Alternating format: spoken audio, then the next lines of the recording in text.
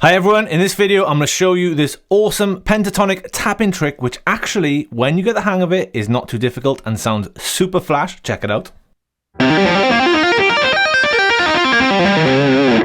Stay tuned and I'll show you how to do it.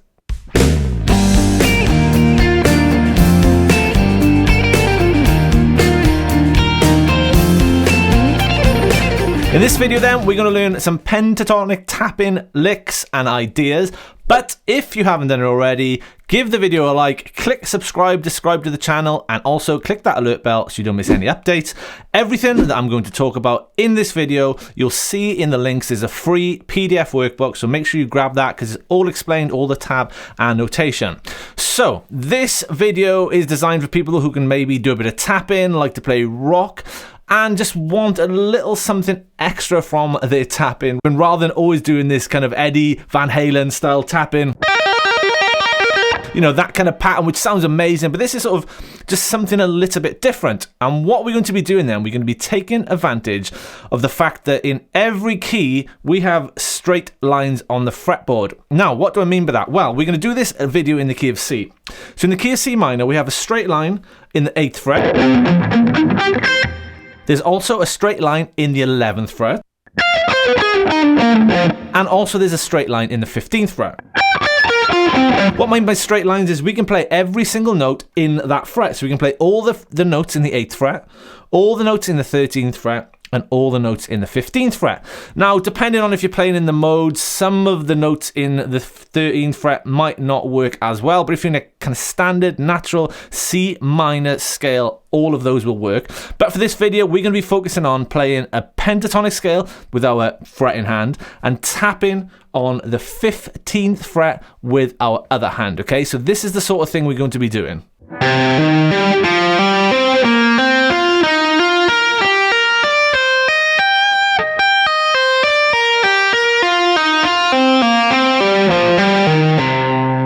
So for me, the way I remember where I can tap is, I know there is a C note. There's my root note under the 15th fret on the A string. So it doesn't matter what key I'm in. I don't have to be counting frets all the time. I can just automatically see.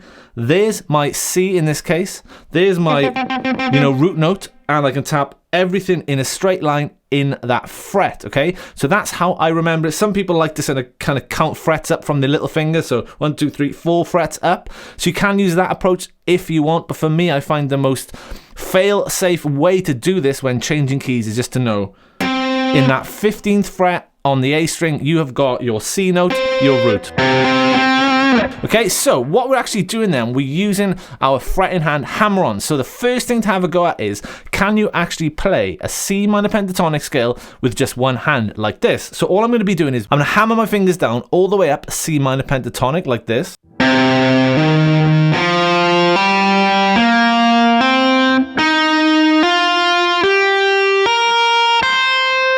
And then come back down.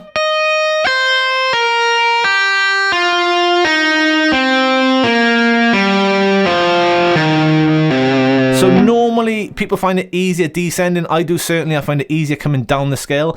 It's because it's a bit more natural when you're sort of doing hammer-ons and pull-offs. When you're going up the scale, we're relying on our index finger to hammer down. So that's probably what you're going to find difficult about this if you've never done anything like this before, is whacking that index finger down in the 8th fret. And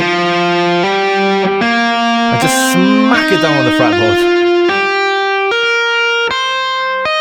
And it certainly gets harder as well the higher up you are, okay? So that's probably, if you're finding that difficult already, that's what you're going to have to work on, building up your index finger strength. Okay, so you could just practice then just this simple exercise, which is just hammering on that index finger in the 8th fret like this. And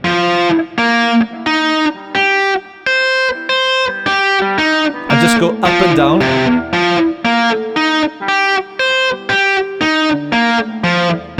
Just to build up a bit of strength. So when you come on to playing the entire scale like this, you've already built up a bit of strength in your index finger to make those notes really sound clear. Now, the other thing everybody struggles with this is the muting side. So if I don't do any muting, it's going to sound like this.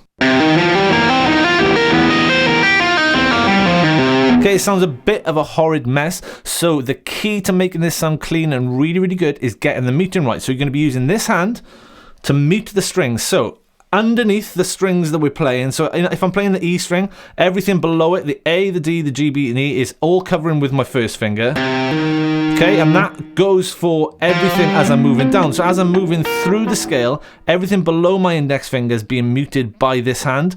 And then this other hand, okay, our picking hand is going to be muting all the low stuff. So as soon as I leave the low E, I'm bringing in this hand to mute it.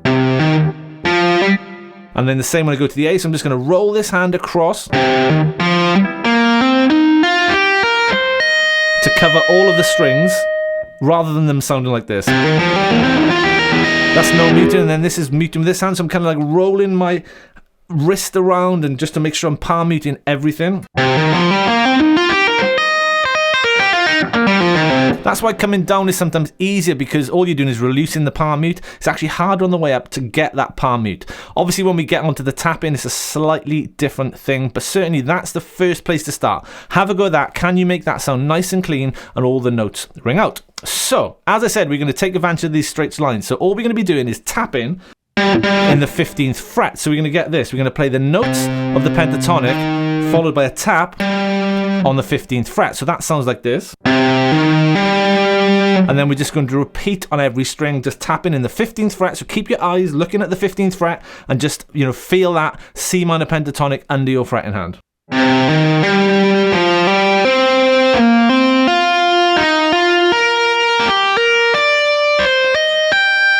Okay, so just go over and over that a little bit.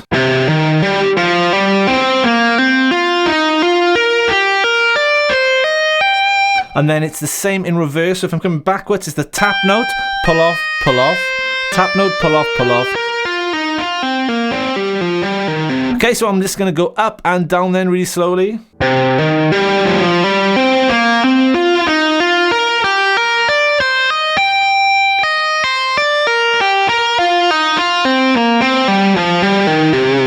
Now with the muting, I'm using this hand, but obviously we got to get the tapping as well. So it's a little bit of a different sort of shape to when you're palm muting. When you're palm muting, you'd be using this side of your hand. When you're doing the tapping like this, you're going to be probably using more of the underside of your palm like this.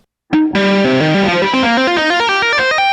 when I'm doing that, you can see my hand is resting there rather than a palm mute where I'm going to be resting on this side. So that's just something to bear in mind.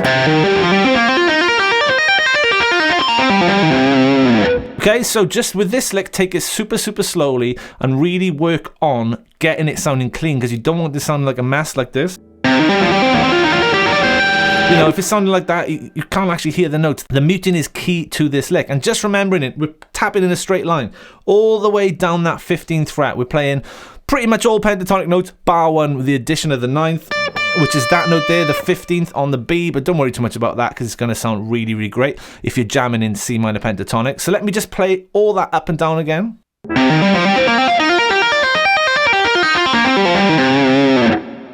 Okay, there's other things you can do with this lick, but I'm going to save that for another video. Let's just get the metronome on so I can show you how you can kind of practice this and speeding it up. Here it is at 80 BPM, and I'm going to play 8th notes, which are 1 and 2 and 3 and 4 and sounds like this.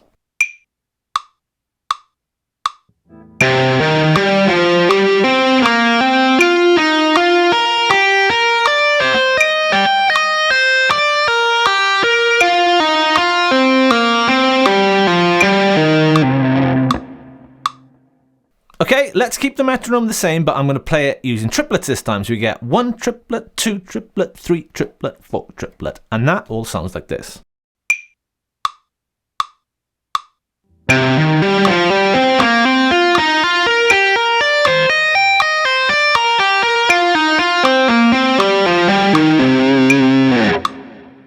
Okay, let's speed it up a little bit. Let's do it at 100 BPM, and I'm going to do the same thing. I'm going to play it with 8th note and then with triplets. All sounds like this.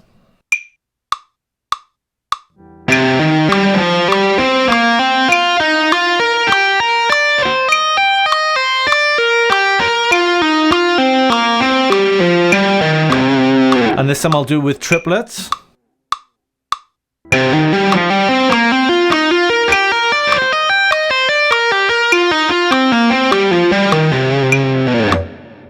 Okay, let's speed it up a little bit more. Let's do it at 120, and I'm going to do exactly the same thing. Quavers or 8th notes first, and then triplets.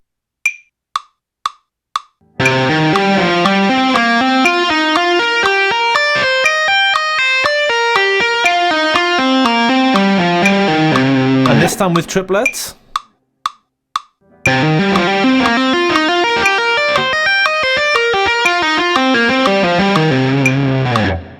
Okay, the reason why I like to alternate between eighth notes and triplets is, you never want to just learn a lick such as this, it's been stuck to one rhythm. It's such a nice lick which you can kind of change between the rhythms using eighth notes or using triplets. You can go into sixteenths if you want to. And it's always really nice to be able to have that facility to be able to change these licks up. Now that was kind of a moderate tempo. Obviously you can blast this super, super fast. That is it up to 120 BPM. And I encourage you to take it slowly, as I've just done, before ramping up the speed. You want it to sound slow and precise and crystal clear rather fast and sloppy. So what I'll just do then before I wrap this video up, I'll just play really, really fast so you can hear it again. And this is it at 250 BPM using triplets.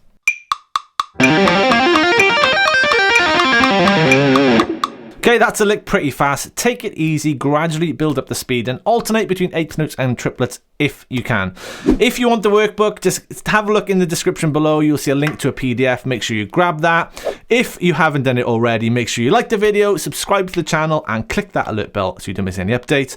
If you want some more lessons from myself, check out the other videos on the channel. And also, I have an online guitar school called fretlicks.com. You'll see all the links below in the description. I've got some great courses and lessons over there, and I hold live streams every other week, guaranteed to help you become a better guitarist. I hope you enjoyed that video, and I look forward to seeing you again soon. Cheers.